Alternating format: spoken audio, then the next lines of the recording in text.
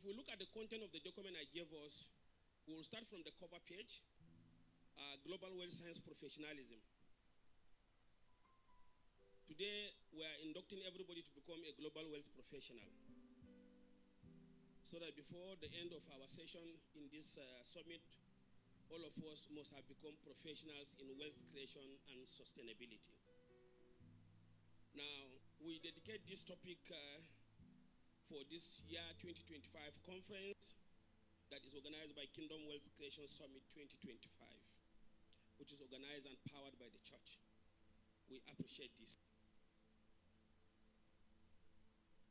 I don't want to take much of the time in the theoretical aspect of it, but it's very key for us to have it as a background. Number one, by our concept of our research, we have looked at Global Wealth Science Professionalism, GWSP, extract definition as an act of wealth creation and sustainability. Now, wealth creation, I want to make it as a clause. After wealth creation, the second subject that is key and fundamental is what? Sustaining the what? The wealth. And I can tell you one good thing that we have the capacity to do in Africa. We have the capacity of wealth creation, but we don't have much capacity in sustaining the what? The wealth. So we have to bridge the gap, which is key and fundamental. Now, wealth creation and sustainability, WCS, I developed this formula. As is equal to sum, open bracket, SCV/T. I'm sorry for going scientific, but we have to understand that wealth creation is not a mere miracle. It is a measured technique that is realistic when you follow the right steps and paths. And also, let me announce to us, probably we must have forgotten, by default, there is no human being that is created to be poor. So when you are poor, you are abnormal. I just want us to understand this. A poor man is an abnormal human, because he who that created you has never, will never, and will not be what? Poor. When God said, I created a man in his what? Image and likeness. So a poor man or unproductive person does not resemble God, because God is not poor. But if you think poverty is a criterion to make heaven, rethink again. The Bible says, I will open the doors and the gate of heaven and do what? Pour what? Blessing upon you that you cannot even what? Contain. Is heaven poor? Is God poor? Whoever that is poor is an abnormal humanity. Are we there? I want us to give you a critical analysis. Now, the formula is simple.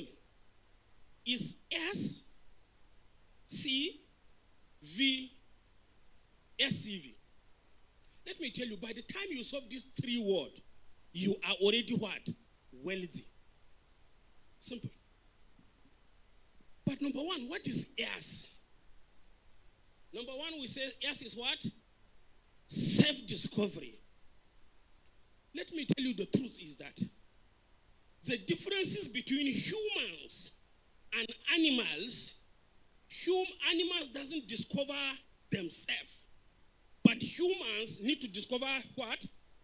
Themselves. There was no definition in the scripture concerning the identity of an animal, but there was a definition in the scripture concerning the identity of who? Man. Did God create animal in his image and likeness? He ate them as a what? Food. That you shall what? Eat. But you are created in the image and the likeness of the divine. Are we understanding this concept? So self-discovery is the first step you need to take in life. Not going to school, not doing this, not building capacity, not whatever. The first step for you, number one, to do in life is self-discovery.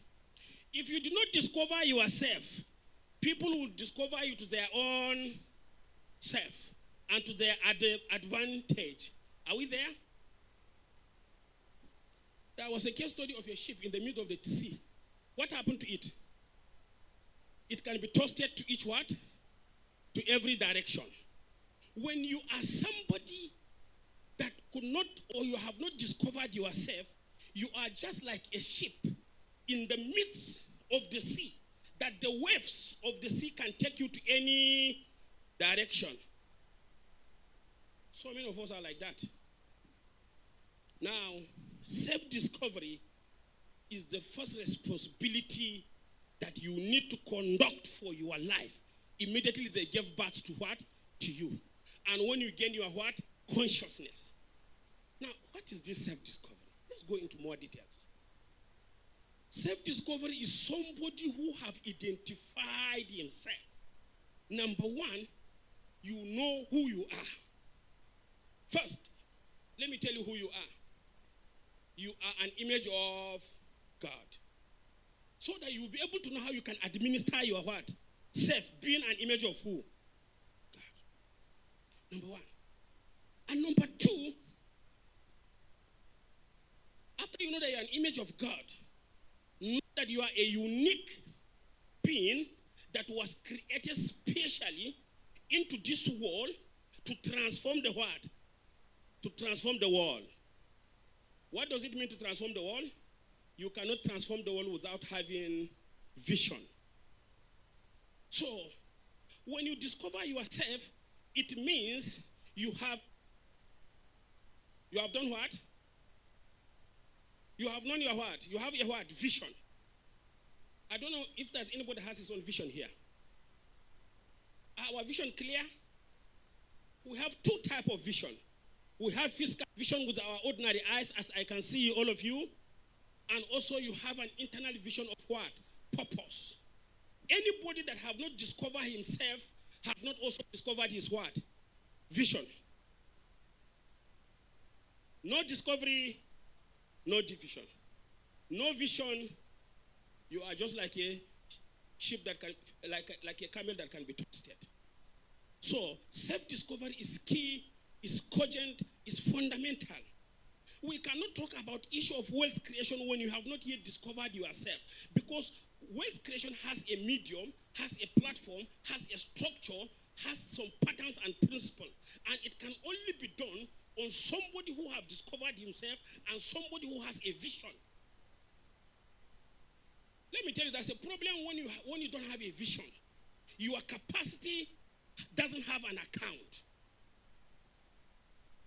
I don't know whether you understand my point. If I build your capacity and you don't know where to go and debit the capacity, what will it mean?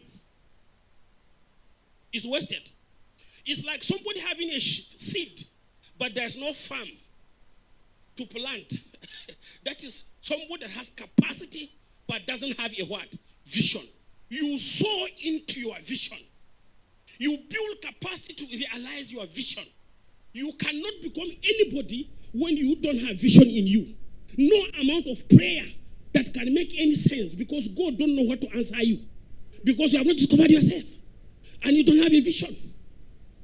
So we are suffering men of God to pray. They are praying. Prayer will come down. There is no direction where the prayer will settle. There must be, when you want to collect offering, you must get a what? A container. Where when somebody bring out your money, that's why he can what? Drop. When God wants to bless you, there must be a place that he can place in the what? Blessing into. He placed it on your what? Vision. Because vision creates mission. Without a vision, you will not have any mission. And when you don't have any mission, there's no purpose in you. When there's no purpose in you, you are somebody alive, but you are dead. You are dead among the living. In terms of purpose, vision, and importance.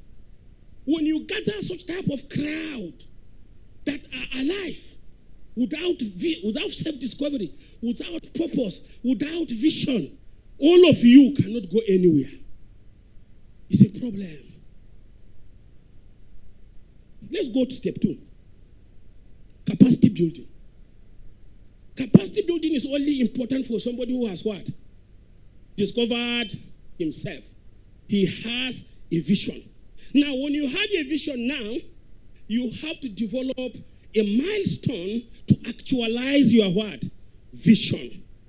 That is what is called mission. I've gone out for a mission because I have understand what I want and who I am. Two things must happen.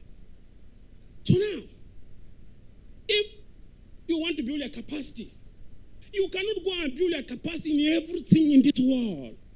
The whole knowledge of this world does not belong to you, and it is not important to you. What is important to you is the knowledge and the capacity that can make you to realize your what? Vision. Simple. Don't suffer yourself.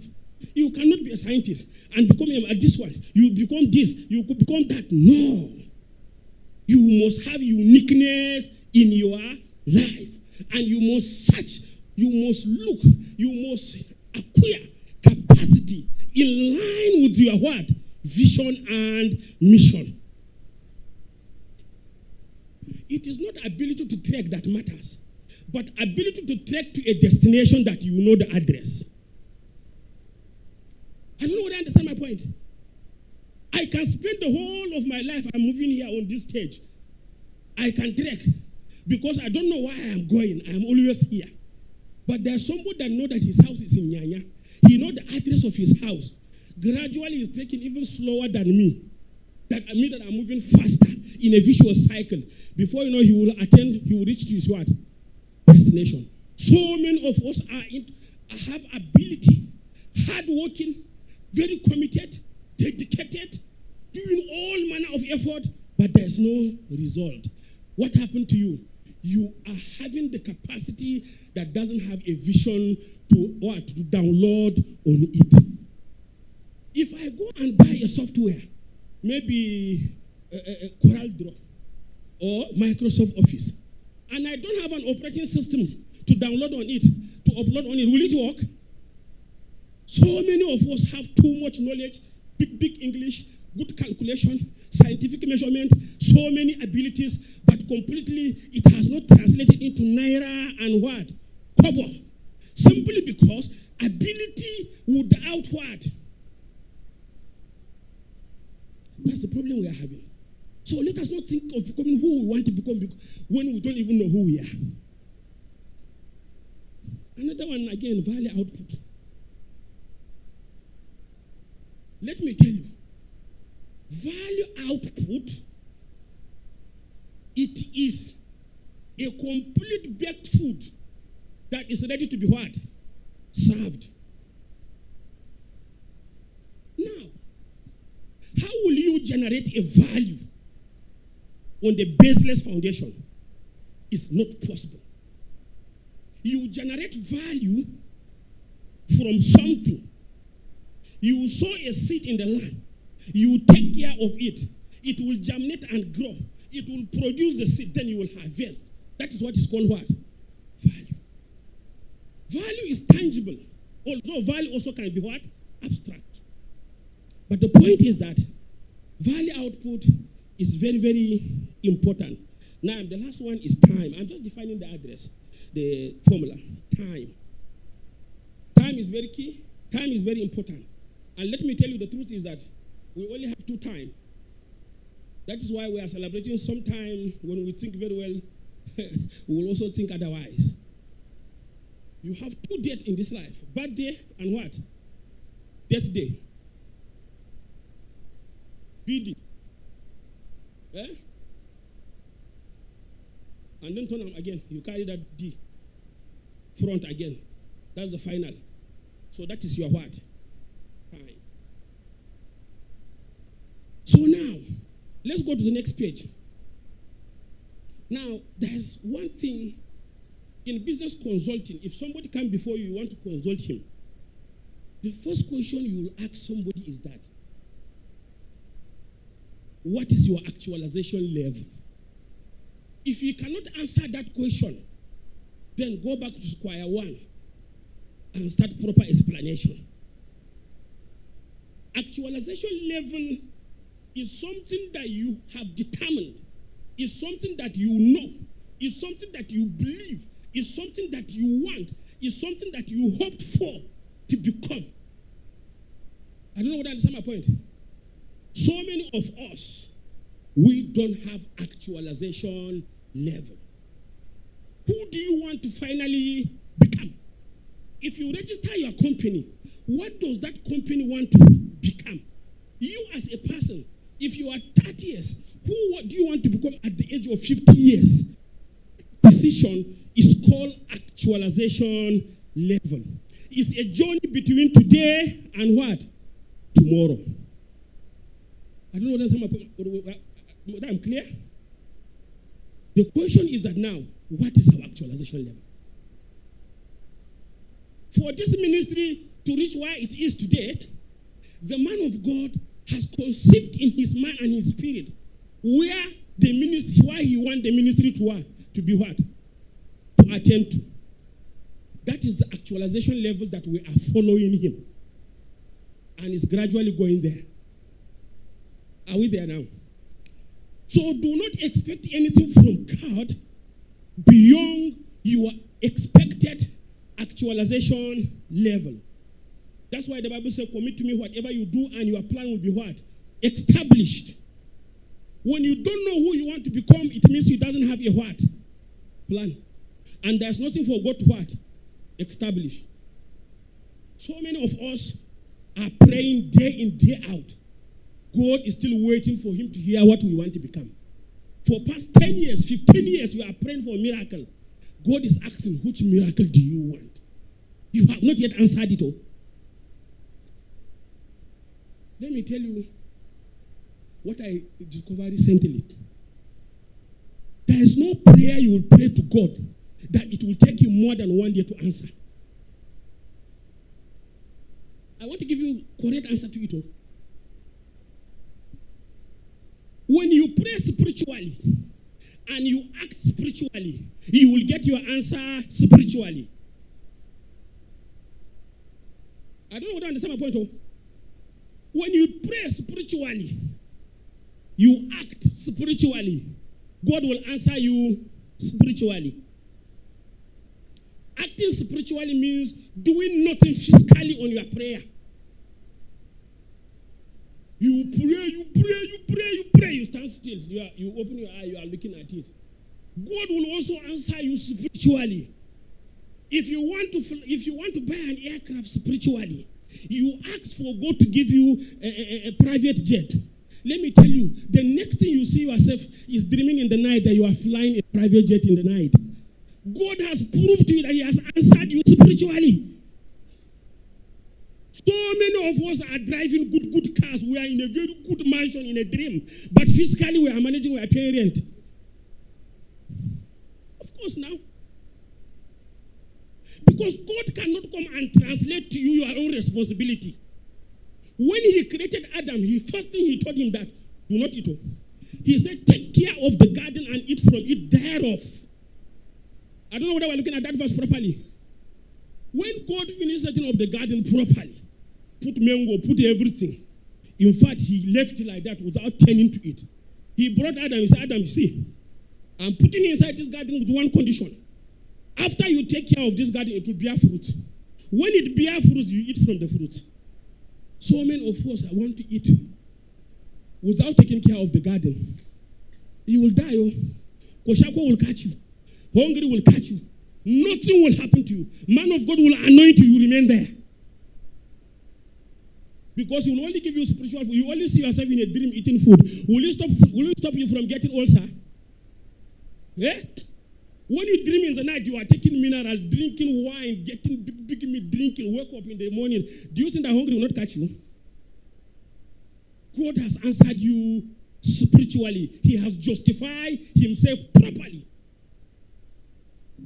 But when you pray spiritually and wake up in the morning, I checked through the Bible from Genesis to Revelation more than several times. I have not seen where the blessings of God descend on the person spiritually. The Bible is saying, I will bless the work of your hand. What does your hand do? Worked.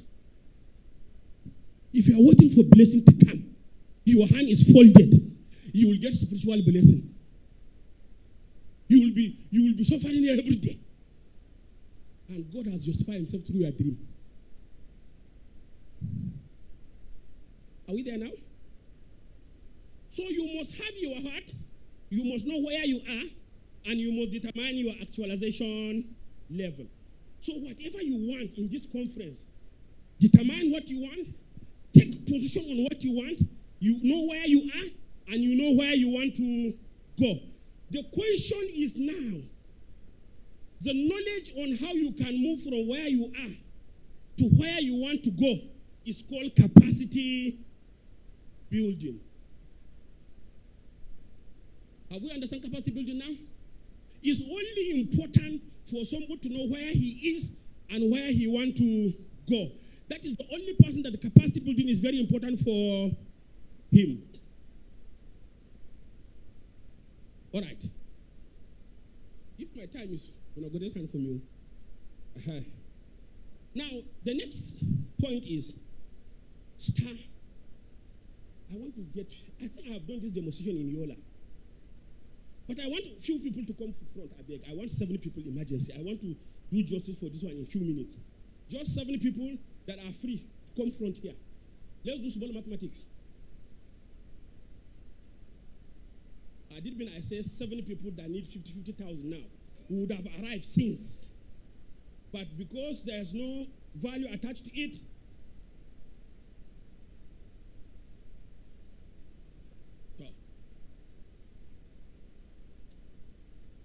these are 7 people, Abi. 1, 2, 3, 4, 5, 6, 7. Let me tell you, these 7 people that you see there are you. Everybody is exactly like these 7 people, spiritually and scientifically. Now, I'll give my reasons and I will give my backup to it. One day, I raised my hand, I put in my chest like this, and I had my heart is beating, pim, pim, pim, pim. In the matrix of what? Our heartbeat is in the matrix of what? Seconds. True or false? Good. There's a problem we've been having in the church. And it is not the problem of the men of God. It is the problem of we that are coming to ask the men of God to help us. Now, I have asked this question, who has a star here, please? Who has a star? Star. You know that naturally you have a star. A star. S-T-A-R. You have star, B? A star. Who doesn't have a star? I have been asking this question. If we say we have a star, and we are saying our star is bright, and we have been saying our star is stolen, where is the portion of star in us? Is it in the heart? Is it in the head? Is it where at the part of our body? Who can help us? Anybody would answer? Let me simplify because of time. Now, in my 5 years research in wealth creation and sustainability, God has revealed to me that simply that I look from the Bible. All my case studies from the Bible. I understand the appearance of a star. It was exactly the time they gave birth to Jesus Christ. Are we there? At the time they gave birth to him, a star appeared in the where? In the east. Now, let's reduce it backward scientifically now. When they gave birth to him, star appeared. So can I use this language now? At the time that they gave birth to him, star appeared. Is it true? At the time they gave birth to him, star appeared. I got an internal revelation. That star is your time. At the second that they gave birth to Jesus Christ, star appeared. So your star is your time. Whoever that can kill your time has killed your what? Star. I don't know whether we are there. Now, I came back to do a whole research. I brought out people in the Guinness Book of Records, the most wealthy people in the world. I put them on a spreadsheet. I was amazed what I saw. Madam, you are star 1. You accept it here? You are star 1. Okay? Star 2. Star 3. Madam, star 4. Star 5. Star 6. Star 7. Correct. Now, this is what happened to you. When Madam here, where is star 1? Yeah, we. When this madam can only produce value once a year, within 34, within 12 months calendar, within 365 days, she can only produce value once a year. Who is she? She is 1 star. Are we there? Let's go front. Madam, you'll be 1 star. It's not your portion in Jesus' name. My Oga. If this man is producing value monthly, he is star what? He is star. No. He is only producing star twice a year. That is twice a year. Only monthly he produces result. So within the whole year he produces on how many times? So he is star what? Star 2. That is the second level of the star.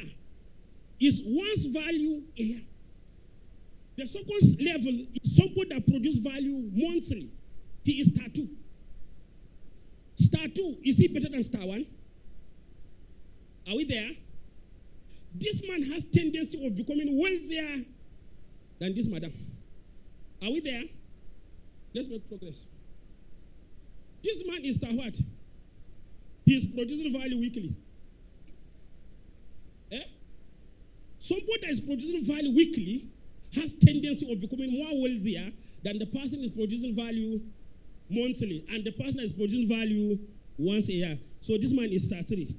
Now, when I see you that one. This is madam here. She is producing value daily. Star what now? Maybe madam is doing akara. Maybe she's doing one business every day. She's getting money. Is she the same thing with this man? Ogasi, you're seeing here. Because she produces value every day. Is there any miracle there? Is there any magic? It is a business what? Strategy. How you plan during your time ratio. So this woman is producing value every day. She is more wealthier than these people. She is maximizing her what? Time. And her star is becoming what?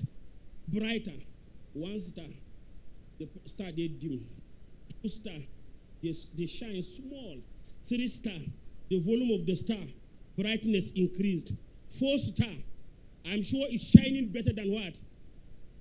It's like you are driving Honda Accord 1996.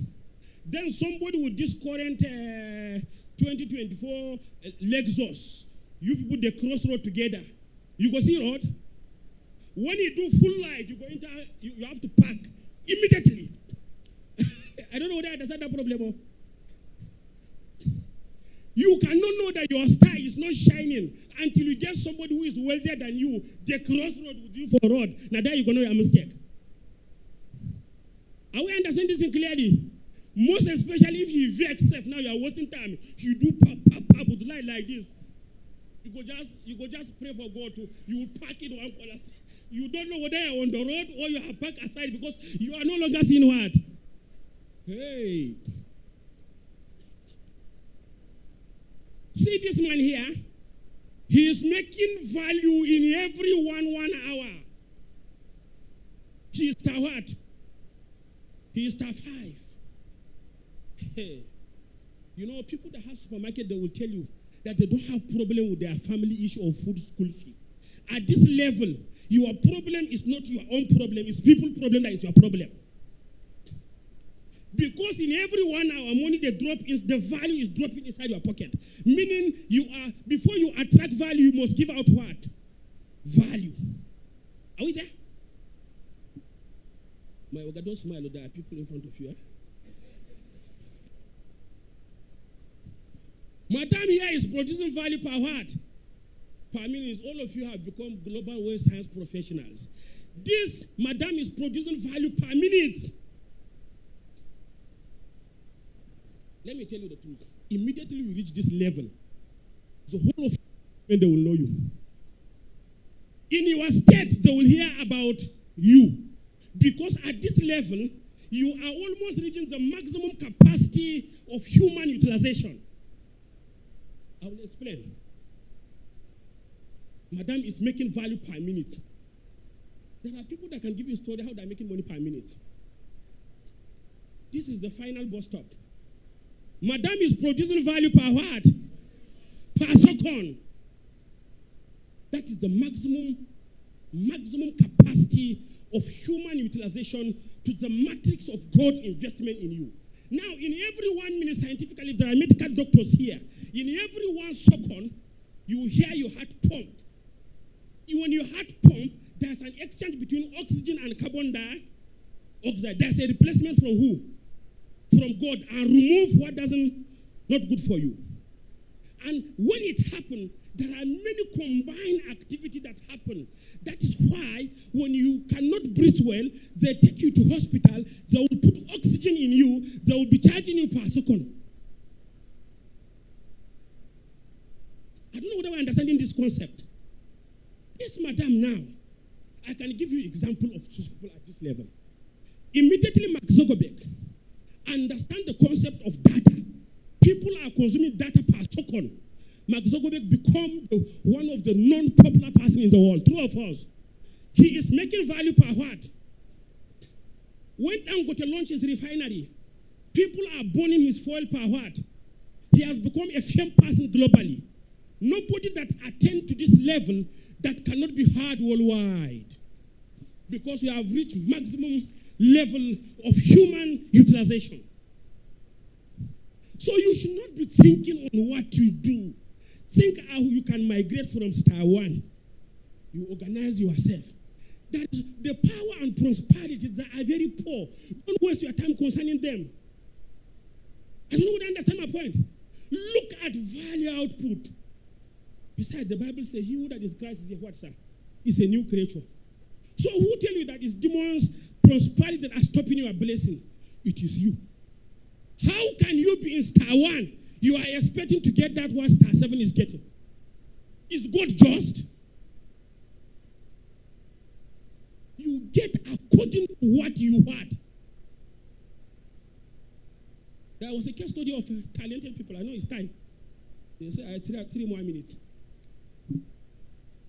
Well, I'm not even going anywhere, but no problem. So the idea is simple. In your business model, don't develop a business plan that doesn't have put the ratio of time. And the essence of humanity on earth is production of value against time. When you lose 1 second, you did not produce value. In that 1 second, you have become what? I want to use more practical word. That's the end of this session. If you have 1 second and you do not utilize it well, what have you done with that 1 second? No, I want to say you have become useless for 1 second. Let us not do politics with that word now. 1 second, don't do pim it off. You didn't do anything. It has 2 accounts, poverty account and wealth account. So in 1 second, pim, it came back pim without anything. Where are we going to credit it? To wealth or poverty? Poverty has increased.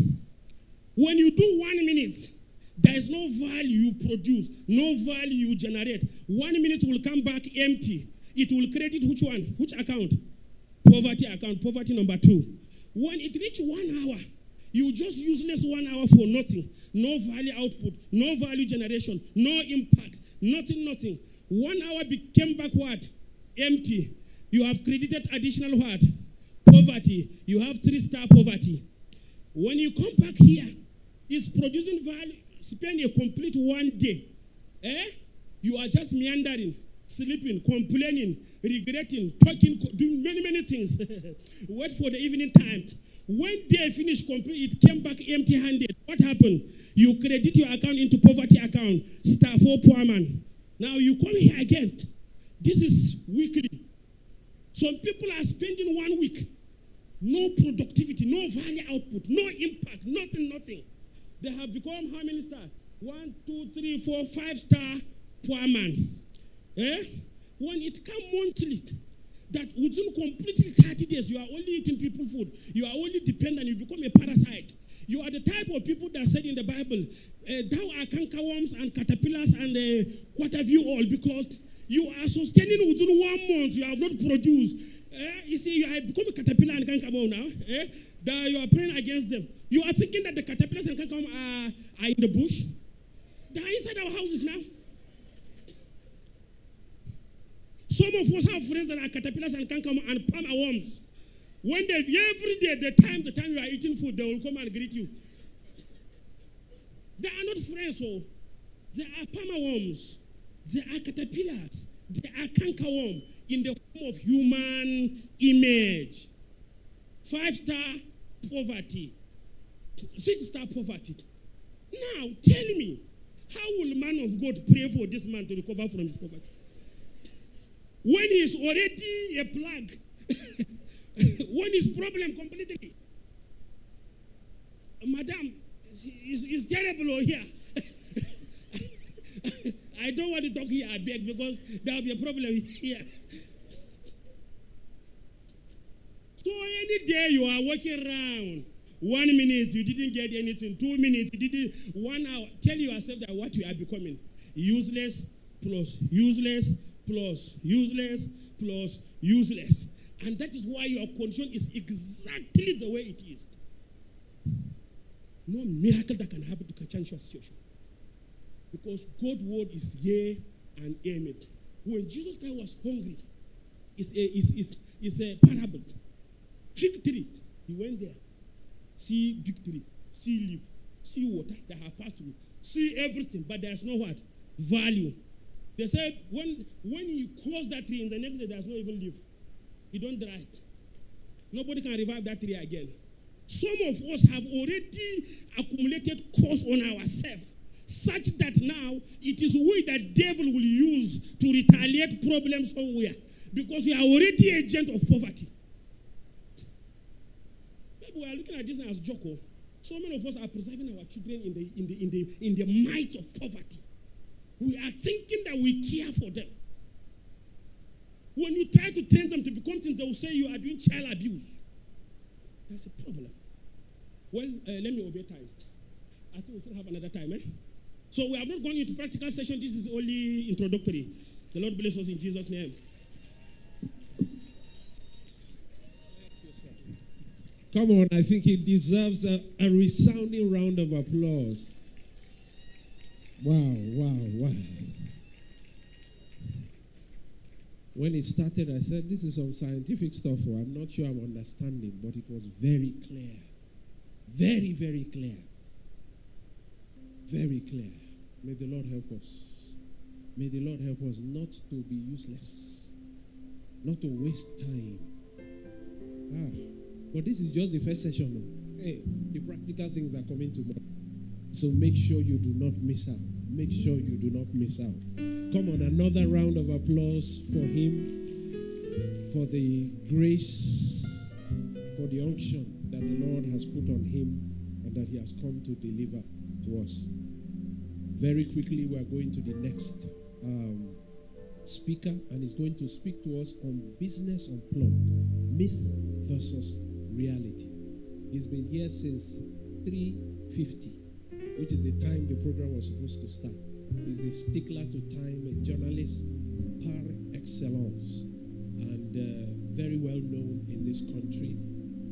As he comes up, his abridged version of his citation will be flashed as he comes up to speak. Please join me in welcoming Mr. Azubike Isekeme. I hope I got it right. Not about that. Thank you very much. Thank you. Good evening, everyone. President, very senior bishops and ministers of God, the chairman of this committee, distinguished ladies and gentlemen. It's really an honor for me to be a part of this program. I was going to ask the chairman of leadership who invited me that, look, why are you choosing to invite me? And I should have been a part. If I had been a part of this program early on, I'm sure I would have been wealthier than I am now. But they say when you wake up is your morning. So thank you very much for having me come here and learn from you far more than I can pretend to share with you. I think it's about 45 minutes or less. I have slides. I don't know whether the slides will roll, but it's about 16 slides, and if I spend a minute on a slide, that would be 16 minutes per slide. So if I spend 2 minutes on a slide, that would be times 2 of that. So I'll try and speak to time as quickly as possible because I know that our day is already fast spent, although we still have a lot more to do. It's really a pleasure to be speaking about wealth, about creating wealth. What we are more familiar in this country is allocating wealth. And every month there is a meeting in Abuja where wealth is, where the states state governors come for what is called wealth, revenue allocation or sharing. That's what we do. We talk more about sharing and allocating than creating. So we need to understand the principles a whole lot more so that we can create wealth, because you can only share what you have created. And the reason why we are poor and struggling with poverty is that we haven't created enough for us to share. So this evening, I'll be talking, I modified the title slightly, and I call this Mythbusters, Common Hindrances to Business Success. And I put amongst Christians in parentheses because, you see, the fundamental thing about principles is that if you apply principles, they will work for you. All right? Whether you are a Christian, whether you are a Muslim, whether you are a Buddhist, whether you don't even believe. Once you apply principles, principles work. But happily, we are more Christians here than we are not Christians, so we have even a greater advantage. And so let's go straight to the first slide and deal with the first question. What is a myth? If you do not understand what a myth is or what myths are, it will be difficult for you to talk about busting them. So I thought that perhaps a great place for us to start is to try to understand very quickly, building on the foundation that Professor Parker is more than a doctor. What I heard is professorial stuff. So and he started fundamentally with principles, with theory upon which practice is built. What is a myth? A myth is a widely held but false belief or idea that is often sustained in generations by cultural or symbolic elements. So it's widely held, but it is false, but it's widely believed. And I'll share one example with you. I'll be telling you a number of stories. And some of you may be wondering, why is a journalist talking about business? I grew up at a time when most people thought that journalists are poor people. How can a journalist teach you business principles? But by the grace of God, this is I'm going to about 40 years after I left school. And I have been the chairman of CleanServe, a company which at its peak in 2018-2019 was turning over about 26 billion in a year. CleanServe was into marketing, oil and gas and aviation fuel. So I've seen a bit of it. I was also, by the grace of God, a member of a team that turned Punch around. Now, I joined Punch in 1986-87 as a graduate, when Punch could not pay salaries. But by the grace of God, I was finally among the management team that turned Punch around. So even if I don't have much, I've seen a bit to be able to share. And I'm more than happy to share some of that. So now let's come back to the question about myth. And so we have said that myths are false beliefs that people often plug into, but they are sustained by cultural, symbolic, or supernatural elements. And I share one with you, which my mother used to tell me. My mother used to say that we forbid bananas. she couldn't find a way of stopping me from eating them. And I was doing so much harm to myself that she told me that, in fact, where I come from, if you eat more than one banana, you might die. Now, it may sound funny, but I held onto that belief for a long time. So I will be in a place where people are eating bananas, and they ask me, and I cannot tell them what my mother had told me. I just would abstain from eating it. Until a day when I ate more than one and I didn't die, that was the end of that particular meat. So it was a meat that had plagued me for many years, but it just didn't take. And it was until I got to secondary school that I would not tell anybody the reason why.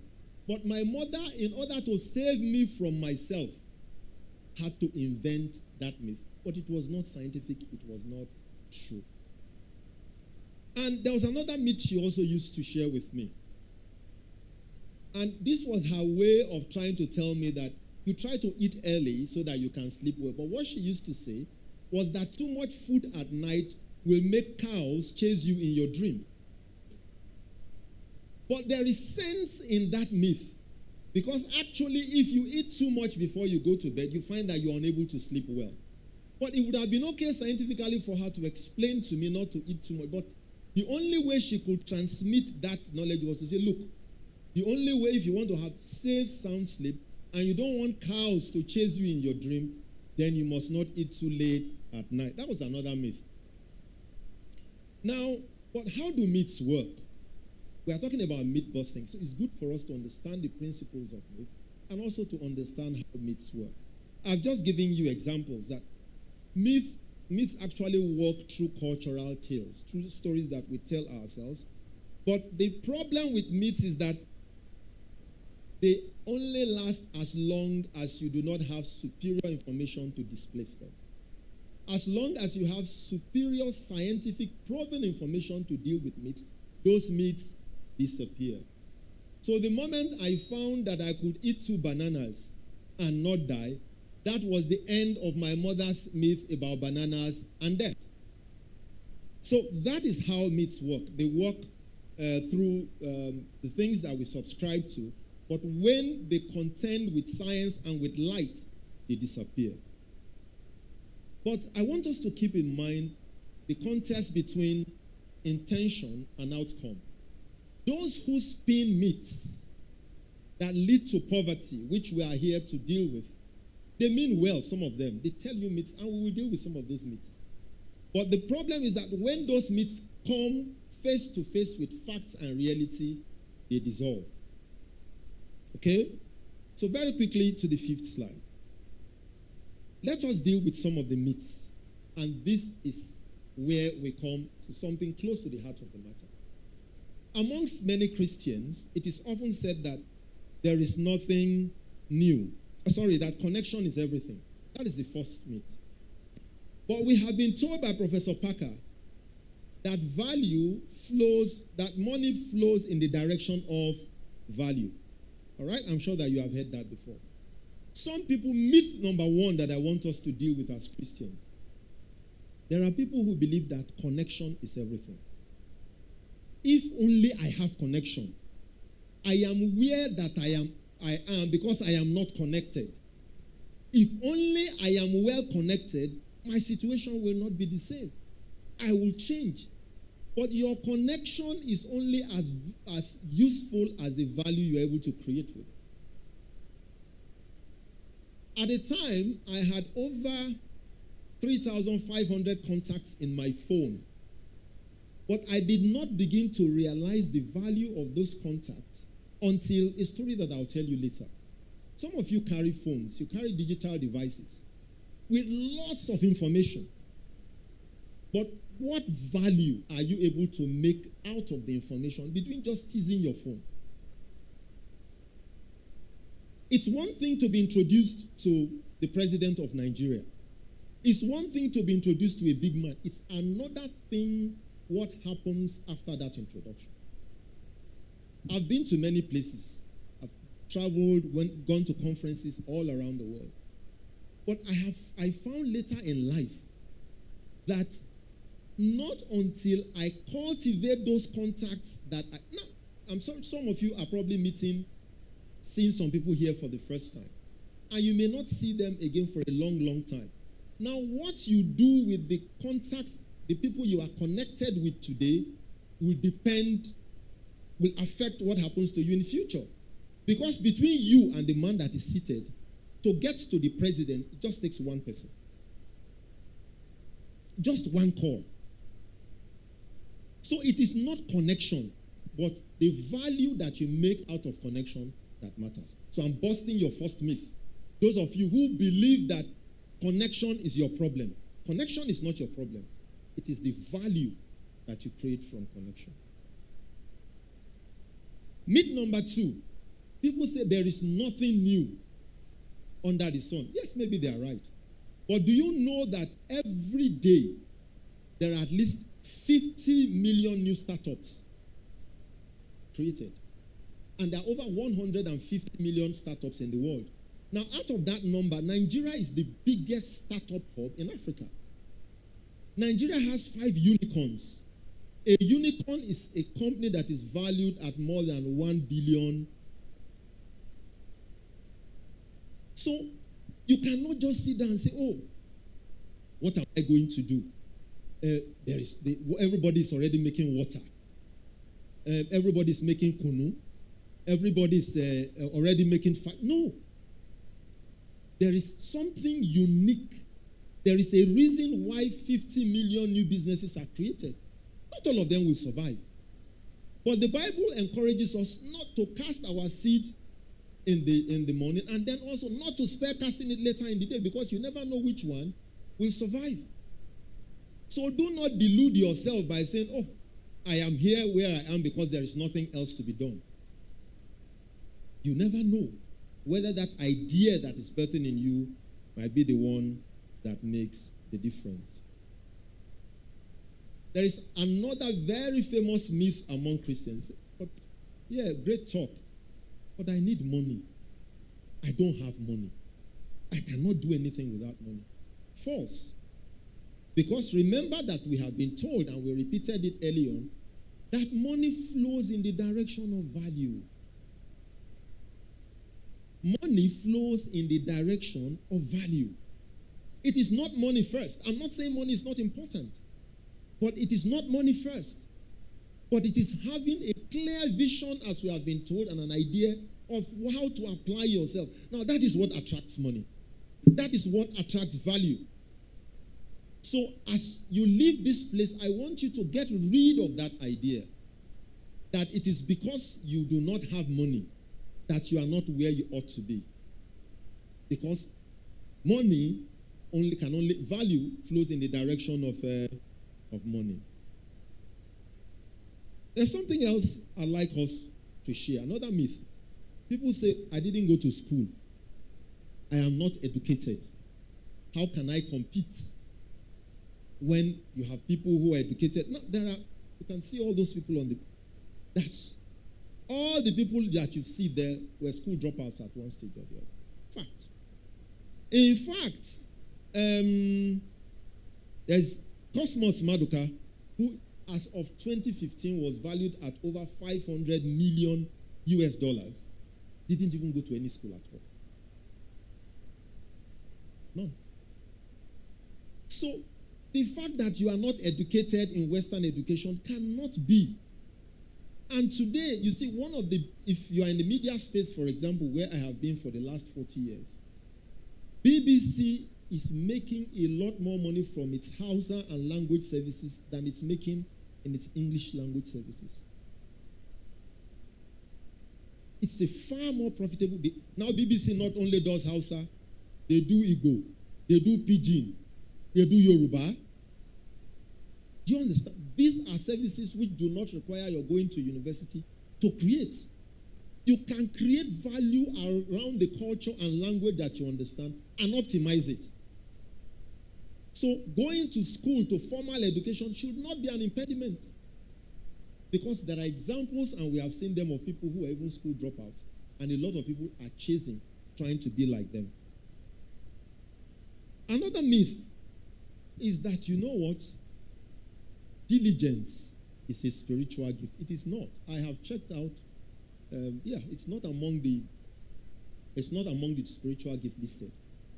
Diligence is something you need to cultivate. You need to learn. You need to apply yourself.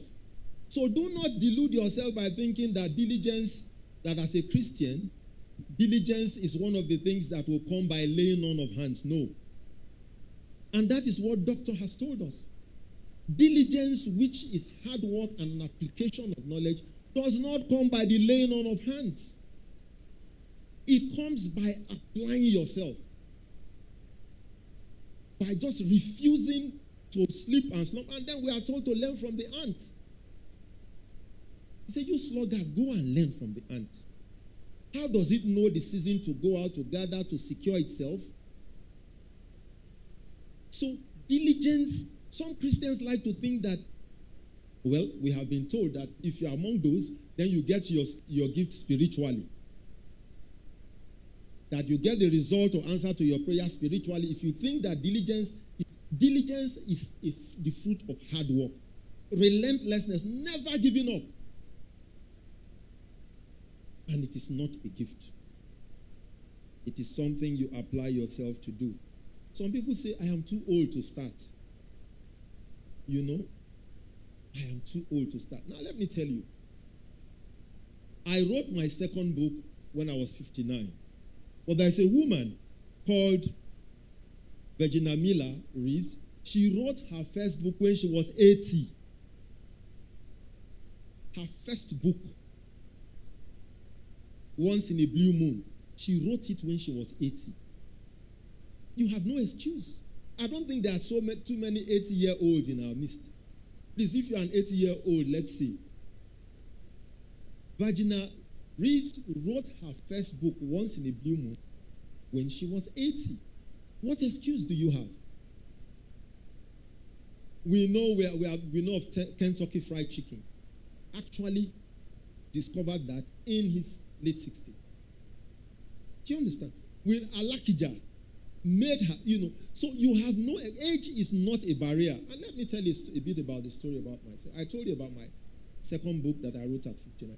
Between last year and this year, I've written at least 4 additional books. At 60, I've written 4 additional books between last year and this year. And the result of those books is that those books, I'm now also writing a story on how I wrote and marketed those books. In spite of my 9-to-5 job, which I take very seriously. So age cannot be a barrier.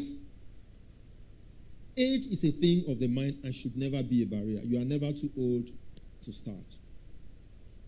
Well, some people think that they are too secure to fail, that faith secures them so much that they cannot fail. No.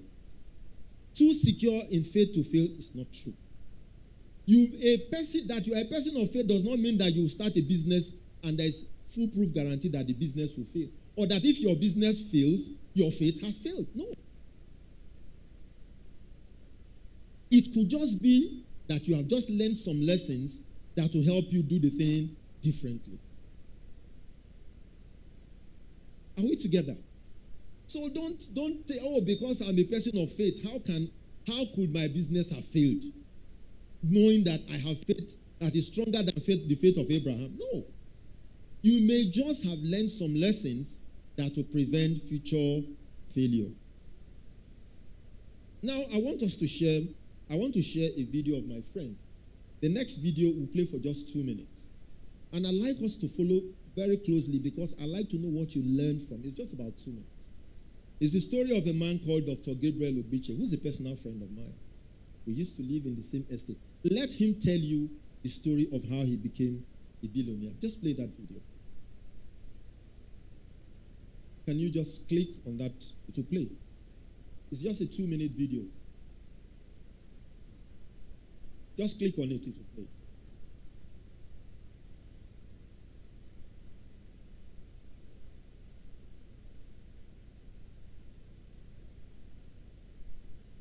Multimedia, can you help us? I had a hypothesis that if I...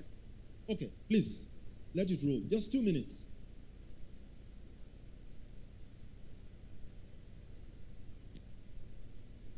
Okay. I had a hypothesis that...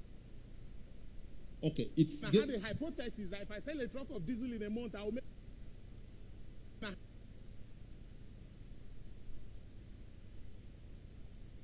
I had a hypothesis that if I sell a truck of diesel. I had a hypothesis that if I sell a truck of diesel in a month, I will make how much? 30,000 naira. So I now needed to go into the marketplace. I'm a salesman. I was the salesman. Is there a problem? It's I'm still a salesman. I had no challenges identifying a company in Ikeja called First Aluminium Nigeria PLC. A classmate of mine in university was working there as an engineer, Mike Okolo, so he introduced me to the purchasing manager, a gentleman called Mr.